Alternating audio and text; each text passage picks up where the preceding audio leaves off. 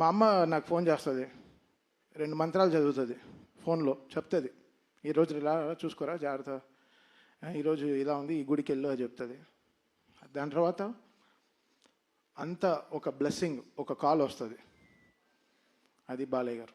ఆ కాల్ ఒకటి వస్తుంది, వచ్చి చెవులో 2 మంత్రాలు చదువుతారు, ఉండి దీర్ఘాయుష్మాన్ భవ అంటారు. అది తెలుసు చాలా ఓకే. ఒక లైఫ్లో కొన్ని లోట్లు లేదు అంటే నాకు నాన్న లేరు, బట్ ఆ లోటు నాకు బాలయ్య గారితో ఇట్స్ కంప్లీటింగ్. అది ఇట్స్ నాట్ దట్ ఆయన నాకు ఆపర్చునిటీ ఇస్తున్నారు, ఒక సినిమాకి పనిచేస్తున్నాను అనేది కాదు. That trust. మనం 300 మంది ఒక ఎయిర్క్రాఫ్ట్లో వెళ్తాం, 2 పైలట్లు నమ్మి. ఆ పైలట్ పేరు మీకు తెలుస్తా? తెలీదు. ఎవడు వాడికి ఇంత ఫ్లయింగ్ ఎక్స్పీరియన్స్ ఉంటుందా? తెలియదు మీకు. మనం ఎక్కుతాం ఫ్లైట్ అంతే, దింపేస్తాడు లేదు, చెన్నైలో, హైదరాబాద్లో దింపుతాడు, బాంబేలో దింపుతాడు, ఏదో ఎక్కేస్తాం. 300 మంది బ్లైండ్గా ఎక్కుతాం ఒక ఫ్లైట్లు నమ్మి. అలా ఈ బాలయ్య గారు నన్ను అంత నమ్మారు. ఆ నమ్మకం is making me work hard. That trust is very very big.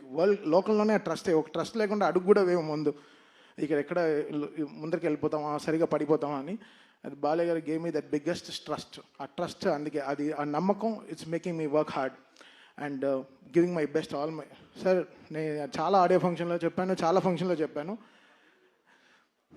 Balayya గారు అంటే ఇట్ విల్ బీ 100% అంతే. స్పీకర్లు కాలిపోతే కాలిపోయి, నాకు సంబంధం లేదు, అది కాలుతాయి అంతే, దానికి ప్రిపేర్ అవ్వండి అంతే. బాలయ్య గారి సినిమా వస్తే మీరు అందరూ రెడీ అవ్వండి. అంటే ఫ్లైట్ టేక్ ఆఫ్ అవ్వాలంటే సీట్ బెల్ట్ చేసుకోమంటారు, బాలయ్య గారు నాది సినిమా వస్తే స్పీకర్లు రెడీగా పెట్టుకోండి, మేమేం చేయలేము అంతే. అది అది అది అది అది ఇది ఏదో వార్నింగ్ కాదు, సినిమాలో హై ఉంది, సినిమాలో హై ఆయన ఇస్తున్నాడు. నాకు తెలియట్లేదు, చూస్తే చేతులు కట్టు కూర్చున్నాం, కొట్రా సరిగా ఇట్స్ గివింగ్ దట్ స్పేస్. అని సినిమాలో అసలు బాబీని, నేను కొత్త బాబీని చూశాను. బాబీ ఒక లీప్.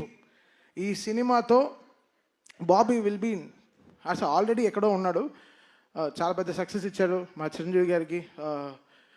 మళ్ళీ ఈ సినిమా వాల్టర్ వీరయ్యతో చాలా సక్సెస్ ఇచ్చాడు. బట్ ఈ సినిమా బాబీ విల్, తను ఎవడెవడు నోరు మూయించాలో అందరిని నోర్లు మూయిస్తాడు డెఫినెట్గా. ఎందుకంటే బాబీ ఈ సినిమాకి జనరల్గా బాబీ ఎక్కువ కష్టపడితే ఆ ఫేస్లో తెలియదు, ఆ ఫేస్ అంత గార్జియస్ ఫేస్.